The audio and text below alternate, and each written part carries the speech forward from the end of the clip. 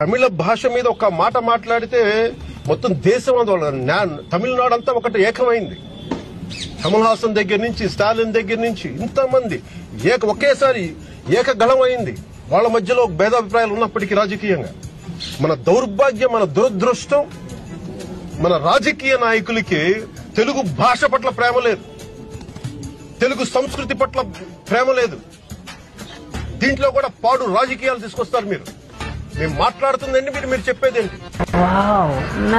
తమిళనాడులో తమిళ్ హిందీ రాకూడదు అంటుంటే నాకు అనిపించింది మనసులో ఒకటే, అప్పుడు తమిళ సినిమాల్ని హిందీలోకి డబ్ చేయకండి. డబ్బులేమో హిందీ నుంచి కావాలి, ఉత్తరప్రదేశ్ నుంచి డబ్బులు కావాలి, బీహార్ నుంచి డబ్బులు కావాలి, ఛత్తీస్గఢ్ నుంచి డబ్బులు కావాలి, కానీ హిందీ మాకు వద్దంటే అదే న్యాయం. పనిచేసే వాళ్ళందరూ మనకి బీహార్ నుంచి రావాలి, కానీ హిందీని ద్వేషిస్తానంటే ఎట్లా?